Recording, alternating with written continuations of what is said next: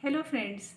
अगर आपका समय ज़्यादातर लैपटॉप पे बीतता है तो इस वीडियो में मैं आपके साथ शेयर करूंगी वो कॉमन मिस्टेक्स जो लोग करते हैं, जिनकी वजह से उनको काफ़ी सारे आई रिलेटेड इश्यूज क्रिएट हो जाते हैं और उन इश्यूज़ को टैकल करने में फिर बाद में क्या क्या समस्याओं को उनको फेस करना पड़ता है। तो कोशिश मैं ये करूँगी कि ये वीडियो छोटा बनाऊँ और नेक्स्ट वीडियो में मैं आपके साथ अपने कुछ क्लिनिकल एक्सपीरियंसेस भी शेयर करूँगी और अपने एक पेशेंट के वीडियो क्लिप्स भी शेयर करूँगी और मैं अपनी वो सारी मुश्किलें शेयर करूँगी, कैसे मुझे उस पेशेंट को 4 दिनों के अंदर ही ठीक करना पड़ा। तो अगर आप मेरे चैनल पे पहली बार आ रहे हैं तो आपसे रिक्वेस्ट भी है कि ये वीडियो आपको अच्छा लगे या मेरे चैनल के बाकी वीडियोस अच्छे लगते हैं तो do subscribe to my channel. तो चलिए अभी ज़्यादा बातें नहीं करते हैं, हम अपने मेन टॉपिक पे आ जाते हैं। मेन हमारा जो टॉपिक है वो ये है, वो ऐसी कौन कौन सी कॉमन आई की एलिमेंट्स हैं जो ज़्यादा मोबाइल एंड लैपटॉप को इस्तेमाल करने से लोगों को आजकल आ रही हैं और उनसे हमने कैसे बचना है। हम बचाव की बात करेंगे। अगले वीडियो में हम कॉम्प्लिकेशंस की बात करेंगे कि जब हम उन सावधानियों को फॉलो नहीं करते हैं तो क्या क्या हमें कॉम्प्लिकेशंस आती हैं और वो कॉम्प्लिकेशंस ना आए उसमें भी हमने क्या करना है, और अगर वो हमें कॉम्प्लिकेशंस डेवलप हो गई हैं तो वो उसके लिए मैं थर्ड वीडियो बनाऊंगी। कोशिश ये करूँगी वीडियो छोटा रहे लेकिन उसमें कंप्लीट इन्फॉर्मेशन मैं आपके साथ शेयर करने की कोशिश करती हूँ आसान भाषा में। ज़्यादा समय हमारा लैपटॉप, कंप्यूटर्स, मोबाइल्स पे इसलिए भी बीत रहा है क्योंकि कोविड है, उसने हमारी लाइफ को रिस्ट्रिक्ट कर दिया है।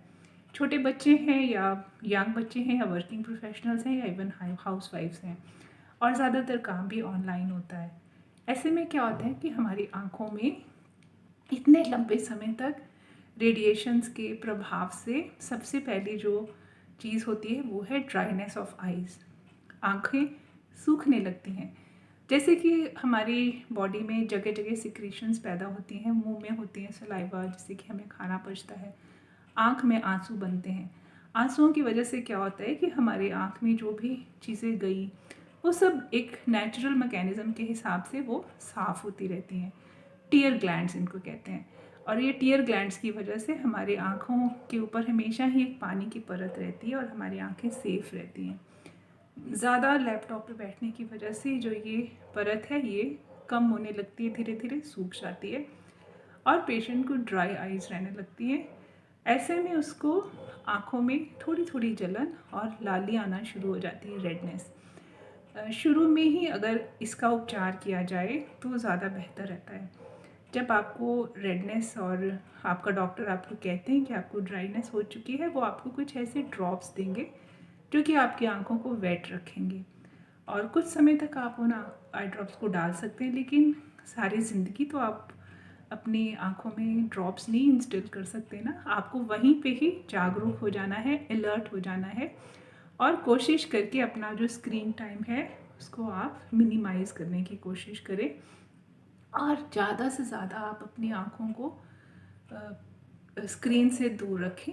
पानी से बार बार धोएं, पानी भी ज़्यादा पिएं जब आप कंप्यूटर पे बैठें और ज़्यादा से ज़्यादा आप जूस, सब्जियां लें, आंवला का जूस लें और अपनी आँखों को कोई भी प्रोटेक्टिव ग्लासेस जो आपको ऑनलाइन या शॉप पे मिल जाएंगे, आप उनको इस्तेमाल करे बिना आप अपना कंप्यूटर का काम कोशिश करें कि ना करें।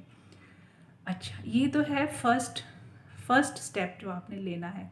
अभी तक अगर आप ऐसा नहीं कर रहे थे तो आप इस चीज़ को समझ लें कि आप अपने ज़्यादा स्क्रीन टाइम को मिनिमाइज़ करने के साथ साथ जितना आपको ज़रूरी काम करना है अपने कंप्यूटर पे उतना आपने ग्लासेस के साथ करना है और आपने लगातार कंप्यूटर पे नहीं बैठे रहना है और बीच बीच में आपको उठना चाहिए और बार बार अपनी पलकें ऐसे करके झपकाते रहना है सो दैट कि आपकी आँखों में जो टीयर फॉर्मेशन है वो बनी रहे और आपकी आँखों में कॉन्टीन्यूस जो मसल का स्ट्रेन है वो ना आए, मसल्स भी यूज़ में हों।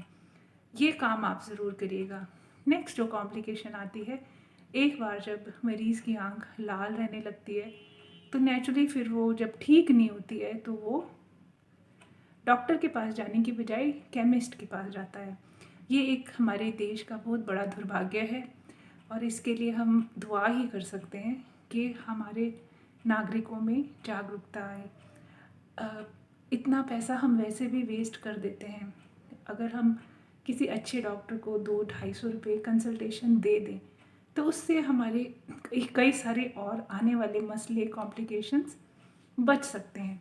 मेरे पास ऐसे काफ़ी मरीज़ आते हैं जो पढ़े लिखे हैं, गांव के मरीज़ों की बात नहीं कर रही हूँ, जो पढ़े लिखे हैं, जो केमिस्ट के पास जा कर के दवा खरीद के आँख में डालते हैं इसलिए कि आँख में एलर्जी हो गई, या कंजंक्टिवाइटिस हो गया, या कंप्यूटर का इस्तेमाल करने से आँखें लाल रहने लगी, थक गई, और उनको केमिस्ट ने जो भी दवाइयाँ दी वो जब मैंने देखी, ज़्यादातर ये काम जो है हमारे यंगस्टर्स करते हैं जो घरों से बाहर रहते हैं, पेइंग गेस्ट या हॉस्टल्स में रहते हैं, और अपना नौकरी या पढ़ाई के समय के बाद भी कंप्यूटर, लैपटॉप, मोबाइल पे बने रहते हैं। केमिस्ट से खरीदी हुई दवा जब आँख में डालते हैं तो उससे उनको और साइड इफ़ेक्ट्स होते हैं, क्योंकि ज़्यादातर आई ड्रॉप्स में स्टीरॉइड्स डले होते हैं। तो यहाँ मैं आपको डराना नहीं चाहती, लेकिन मैं एक बेसिक इन्फॉर्मेशन अब उन सभी बच्चों को देना चाहती हूँ जो ऐसा करते हैं। स्टीरॉइड्स अगर आप लंबे समय तक आँख में डालते हैं, बिना डॉक्टर की सुपरविज़न के डालते हैं, जब मन में आया डाल लिए, तो आपकी आँख पे इसके बहुत बुरे परिणाम हो सकते हैं। आप इस वीडियो के माध्यम से ये समझ लें कि आपने जब भी अपनी आँख में डालने के लिए केमिस्ट से कोई आई ड्रॉप खरीदना है, आपने उसको कहना है कि हमें बिना स्टीरॉयड वाला आई ड्रॉप्स दीजिए। अगर आपकी आँख में एलर्जी है, सिर्फ एंटी एलर्जिक कोई भी ले लीजिए जिसमें स्टीरॉयड ना हो। या अगर आपको कंजक्टिवाइटिस है, आपको लगता है कि आँख चिपचिपी है, वो ग्रीन कलर का उसमें पस सी आ रही है, तो साधारण सी बात है कि बैक्टीरियल कंजक्टिवाइटिस है। आप उससे एंटीबायोटिक का आई ड्रॉप्स लें, प्लेन एंटीबायोटिक आई ड्रॉप। ज़्यादातर आपको केमिस्ट कहेगा कि आप ये वाला ले लें, इसमें एंटीबायोटिक है। आप पूछिए स्टीरॉयड है कि नहीं, वो कहेगा हाँ थोड़ा सा स्टीरॉयड डाला है, इतना तो चलता है, कुछ नहीं होगा, एक दिन में आँख ठीक हो जाएगी और आप अपनी ड्यूटी पे चले जाना। फ्रेंड्स, ऐसा आप बिल्कुल नहीं करें। आपकी आँख में बैक्टीरियल इन्फेक्शन है, आप उसी को ट्रीट करें, और आप बाकी अपनी आँख की हाइजीन मेंटेन करके रखें। बहुत सारे हमारे पास यंग बच्चे आ रहे हैं जो इनडिस्क्रिमिनेटली स्टीरॉयड आई ड्रॉप्स का इस्तेमाल करते हैं, जिससे क्या होता है इवेंचुअली लंबे समय तक स्टीरॉयड डालने से आँख का जो प्रेशर है, इंट्रा ऑकुलर प्रेशर, वो ज़्यादा रहने लगता है, क्योंकि डॉक्टर के पास जाते नहीं हैं तो प्रेशर चेकअप नहीं होता, और बच्चों को इस चीज़ की जानकारी भी नहीं होती है कि स्टीरॉयड ऐसे नहीं डालना है। और अनफॉर्चुनेटली कुछ ऐसे केसेस हुए हैं कि उनका आई का प्रेशर बढ़ने से लॉस ऑफ विजन हो गया, उस समय कुछ नहीं किया जा सकता है।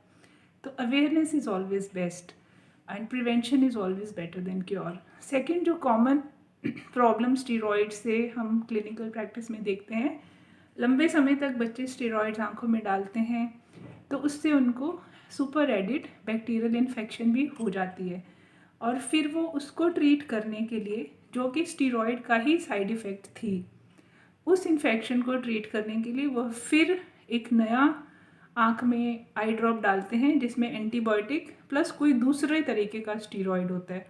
वो 5 दिन तो कोई भी इन्फेक्शन होती है डालना पड़ता है, 7 दिन भी। तो उस इन्फेक्शन को ट्रीट करने में दोबारा से स्टीरॉयड डाला तो वो इन्फेक्शन जो है वो क्रॉनिक हो जाती है, ठीक भी नहीं होती और बढ़ जाती है। और ऐसे में क्या होता है कि पेशेंट को आराम नहीं आता, और वो कॉम्प्लिकेट होके जब आँख में से पस बहने लगती है तब वो डॉक्टर को जाके रिपोर्ट करते हैं।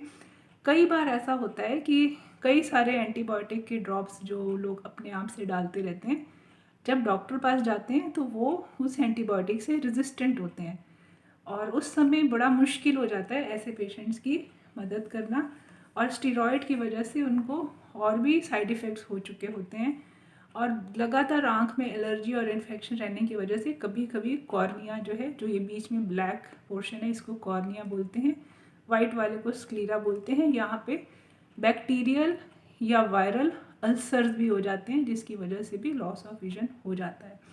तो ये एक बात सिंपल सी थी, लेकिन उसकी जो कॉम्प्लिकेशंस हैं वो काफ़ी अजीब सी हो जाती हैं, जिसके बारे में हमारी जो यूथ है उसको जागरूकता नहीं दी जाती है।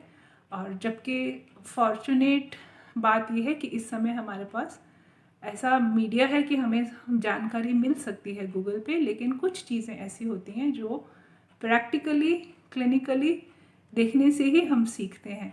तो हम ऐसे में अपने आप को ऐसी नौबत में क्यों डालें कि कल को हमें आई रिलेटेड कुछ ऐसी कॉम्प्लिकेशंस हों कि हमारी विज़न इम्पेयर हो जाए या हमारे विज़न में इतना ज़्यादा नुकसान हो जाए कि जिस आँख के सहारे हमने रोटी कमानी थी हम उस आँख को ही बीमार कर दें। तो मैं आशा करती हूँ कि ये वीडियो आपके लिए यूज़फुल रहा होगा। नेक्स्ट वीडियो में मैं आपके साथ अपने एक पेशेंट के छोटे छोटे वीडियो क्लिप्स शेयर करूँगी और साथ ही साथ मैं उस पेशेंट को कैसे ठीक करी। मेरे पास उस पेशेंट को ठीक करने के लिए केवल 4 दिन का टाइम था, क्योंकि उसको इतनी ही छुट्टी मिली थी। बच्चे कॉर्पोरेट सेक्टर में काम करते हैं जहाँ पे कि उनको लॉस ऑफ जॉब का भी फियर आजकल ज़्यादा रहता है, और वो बहुत कॉम्प्लिकेटेड अवस्था में मेरे पास आया था और उसको ट्रीट करना मेरे लिए बहुत मुश्किल था। वो वीडियो भी आप ज़रूर देखिएगा। ये वाला वीडियो भी अगर आपको यूज़फुल लगा हो तो सभी को शेयर करें एंड अवेयरनेस को, जानकारी को फैलाएं। मिल कर के हम एक बेहतर हेल्दी समाज बनाने की कोशिश करेंगे। और आपके कोई सवाल हो तो ज़रूर मुझसे पूछिएगा। मुझे बहुत खुशी होगी आपके सवालों के उत्तर देने में। कोई ऐसा टॉपिक हो जिस पे आप चाहते हैं कि मैं वीडियो बना करके शेयर कर दूँ, तो मैं वक्त निकाल करके आपके लिए ज़रूर वीडियो बनाऊँगी। और पेशेंट्स तो बहुत सारे होते हैं, लेकिन ऐसी इजाज़त नहीं होती है कि हम उनकी वीडियोग्राफी करें, और शोर भी होता है और वीडियो बनाने का वक्त भी नहीं मिलता है। इसलिए मैं क्लिनिकल केसेस के वीडियोस आपके साथ शेयर नहीं कर पाती हूँ। लेकिन हाँ, मेरे चैनल पे आपको वो सारे वीडियोस ज़रूर मिलते हैं जो आपकी ज़िंदगी को आसान बना सकते हैं, आपकी डे टू डे लाइफ को कंफर्टेबल बना सकते हैं, आपको डी स्ट्रेस कर सकते हैं। तो मेरे चैनल पे आपको वीडियोस मिलेंगे ज़्यादातर ज़ीरो कॉस्ट गार्डनिंग आइडियाज़ के, रीयूज़ रिसाइकलिंग के जिससे कि आपके पैसों की बचत होगी, क्रिएटिविटी के जिससे कि आपकी मेंटल स्ट्रेस दूर होगी। कुछ वीडियोस मेरे चैनल पे हैं स्पिरिचुअलिटी के, हीलिंग के। तो मैं कोशिश यही करती हूँ कि मैं इस यूट्यूब चैनल के माध्यम से समाज के काम आ सकूँ, और बस इतना ही चाहती हूँ। Thank you so much for watching this video.